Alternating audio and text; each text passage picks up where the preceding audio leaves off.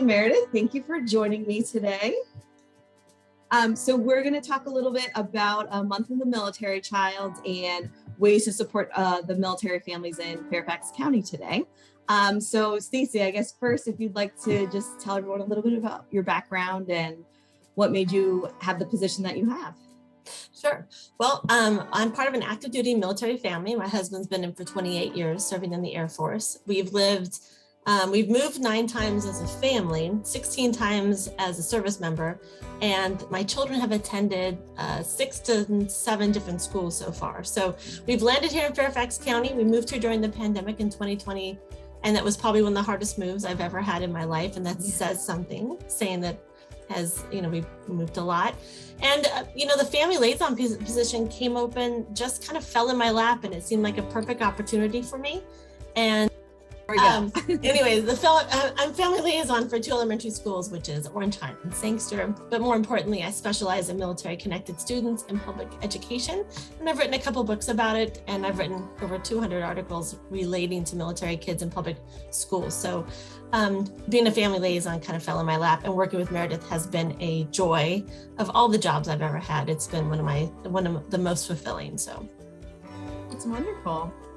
Well, so where do you write the articles through? Like, are they just different magazines or online? Yeah, I write for a plethora of news agencies, articles. I write mostly for like MSEC, MIC3, those are the big overarching nonprofit agencies that kind of oversee military connected students across the United States. I also do a National Military Family Association. And then of course I write for different publishers, Military Spouse Magazine, Military Family Magazine, you name it, put the word military and family into it, I probably have written for it, so. Wow, it's amazing. Oh, that's so cool. Okay, Meredith, how about you? Can you share a little bit about your background? Sure, absolutely. And the feeling is mutual. So we are so fortunate when Stacy moved to transferred into Fairfax County to now have her in the county, wealth of knowledge and in that family liaison role.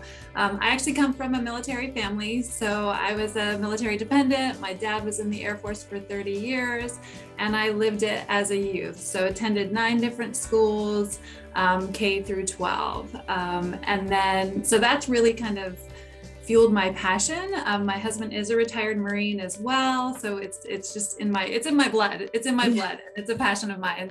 I was a school counselor for many years for the county, and through that role, just because of my passion for supporting military families and military connected youth, found myself on some different teams within the county, and also working on our student ambassador programs, which really support any new student coming into the school to get them connected to the school as quickly and as seamlessly as possible. That when a position came open with family and school partnerships, to have part of my role being supporting military connected families and military connected students, it was just a joy and a perfect fit for me to apply for that position. So I've been in this role now since October. Wonderful.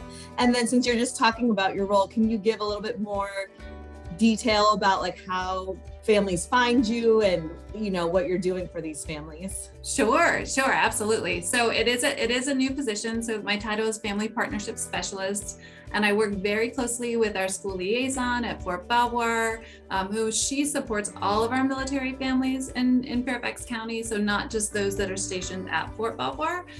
So there is, we are in the process of, reworking our resources and our websites. Families can find my contact information on the FCPS website under military resources. And we really just aim to support our families with anything they may need as far as when they're transitioning in and then out of the county, just to make that transition as smooth as possible. It's such a large county and there's so much information, so that our hope is, even if I don't have the information, I'm going to be able to find out that information, connect them to the resources that they need to get those questions answered. My other part is that I support our schools. Really trying to build that military-friendly culture within all of our schools in Fairfax County. That does link into that Purple Star designation for military-friendly schools. So supporting our schools and our faculty, with doing that with fidelity. So it's not just a check in the box of, oh, we've met all these things and we're a Purple Star school, but really that it's a culture switch, so that we're really supporting just the unique life experiences and challenges that come with being a military family. And then the other part of that is our student ambassador programs. So supporting schools to develop some sort of peer-led student transition program to really support those new students in transitioning in to their new school.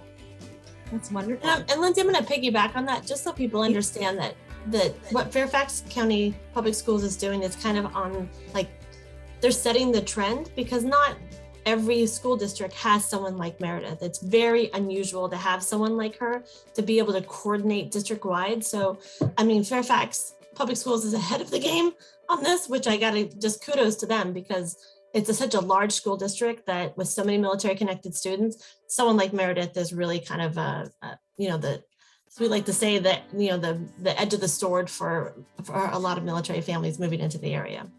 That's wonderful. And then out of curiosity, are there like connections that you have, or that you've met people here that have now moved that you can like connect people to, that are going to like different bases across the country, or like in different countries or anything like that? I would say absolutely. And that even started within the schools. So as a school counselor, we worked really hard, and we're also, training our school counselors to do the same thing. So is to really make those connections with different school counselors and administrators from around the world, to support our new students as they're coming in, and with those educational records and all those different things. So, I'm definitely making those connections now with school districts around the nation, and with DODEA, and looking at some of the processes and things like that to see how we can make it more seamless for all of our families.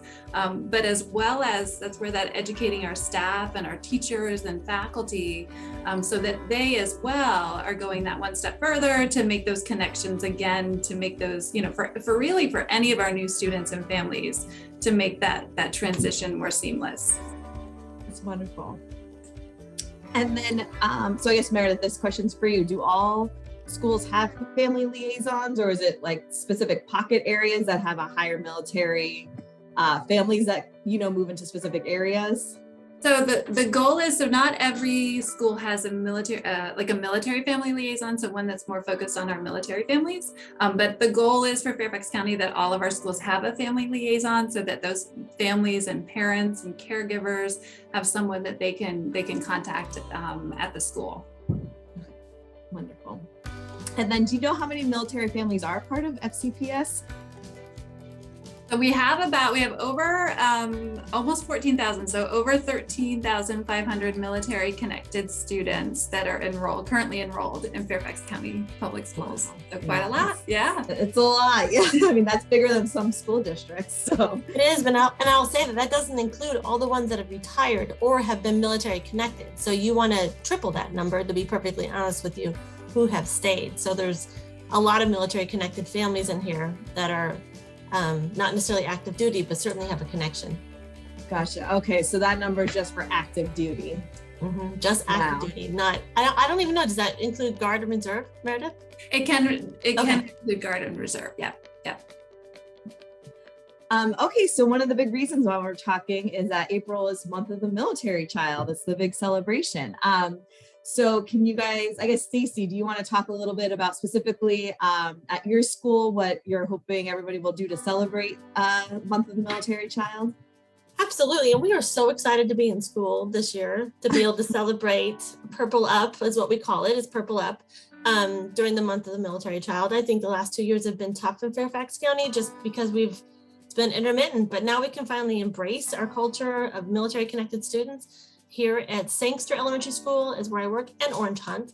Some of the things that we're doing are very fun things. We have the most important part of Month of Military Child is just acknowledging that there are military connected students in your classroom and that you are not alone. And so one of the things that we've done is we've created service stars and different colors that represent every single branch. So everything from Air Force to Space Force, from Navy to Marines to Coast Guard, to Army. So a child, adult, educator, anybody can fill out one of these stars. And we're creating a star of fame in both those schools, which is really fun.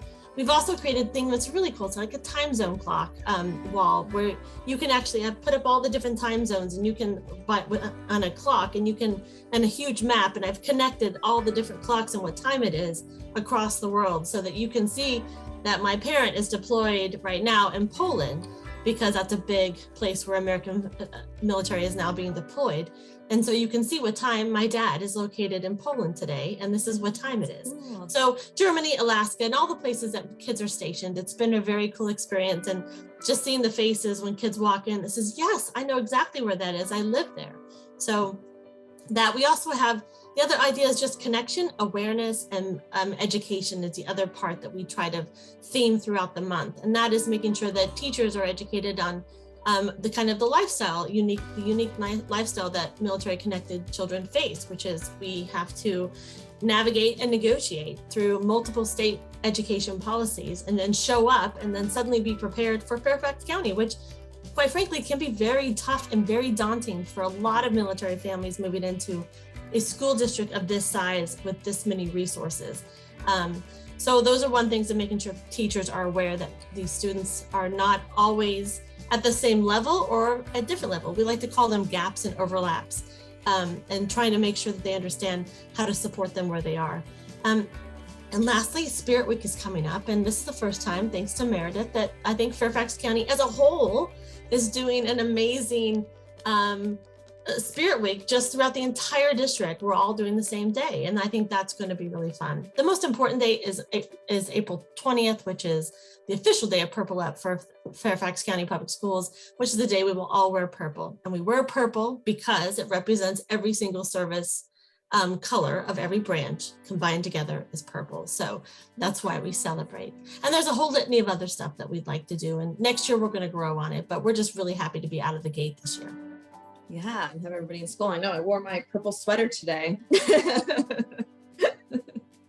Oh, that sounds wonderful though. It's super exciting.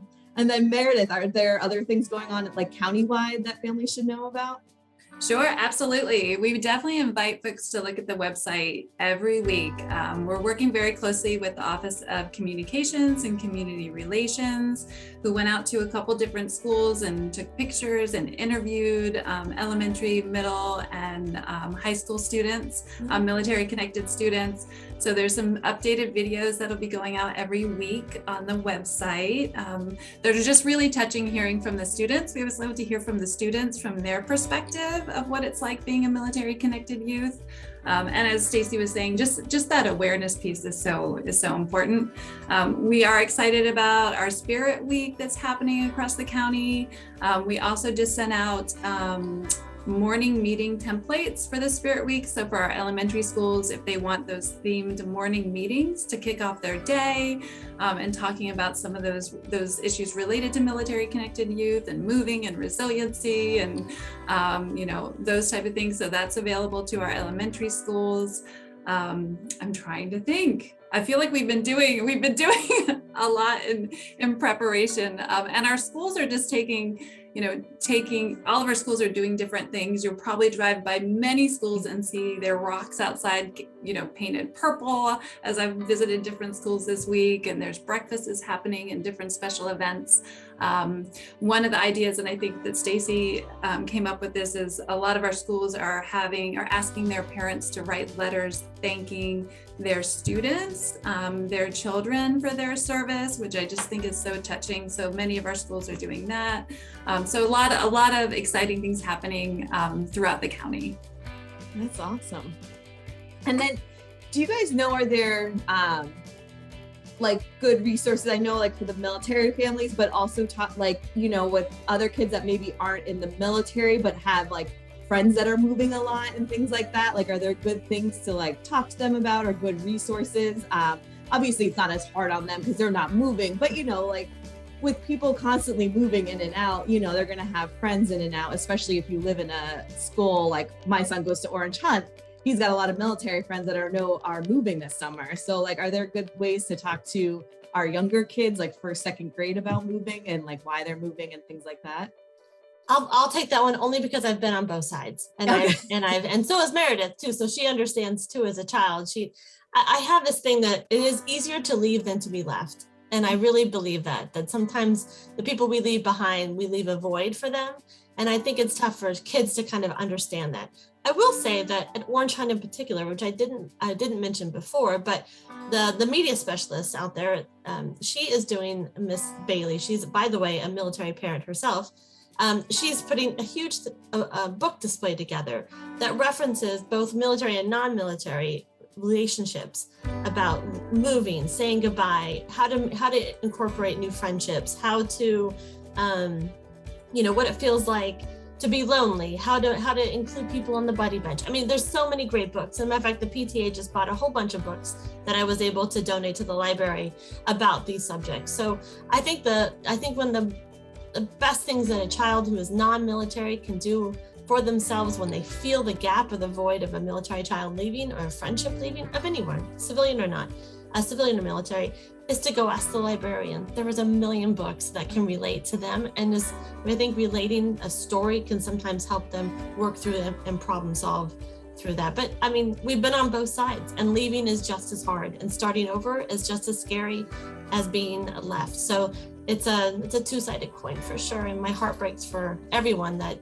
has to experience this. But I say this to all my military parents, which is military kids and civilian kids are not born resilient. We earn it. They earn it over time. And it takes these little bumps in the roads for them to earn the resiliency that makes them into really incredible adults. So these little tough patches make them stronger. Yeah.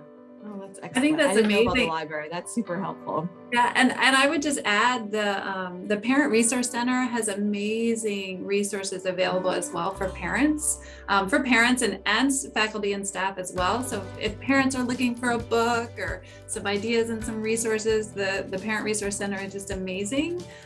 Definitely, like you said, Stacy, the librarian and talking with their school counselors in the schools as well is such a great resource. That's awesome. Well, thank you guys so much. This was so helpful, and this is such great information. I'm excited for the Spirit Week coming up, and I hope that all the military connected families feel the love from the community, and also helps teach civilian children about this as well. I mean, I think especially for the younger kids, they hear like Air Force, and my son is super into the military right now, but I don't think he fully understands what that means because we're not a military family. So I think this is a great way to really help them start to understand that. So I guess my last question is there a place, and I can get all this information and include it like on a slide at the end, but like what's the best place for families to get all this great information that you guys just shared?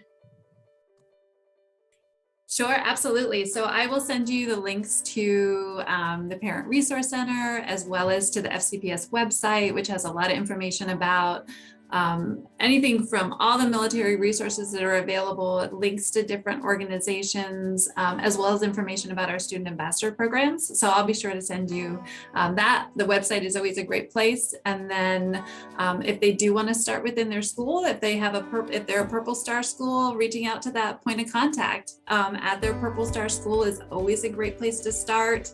As well as Kristen Aqua, who's our school liaison officer at Fort Belvoir. And Kristen and I are on speed dial, so we talk constantly, just really trying to improve the ways that we can support our families. So we'll provide all of those resources for you.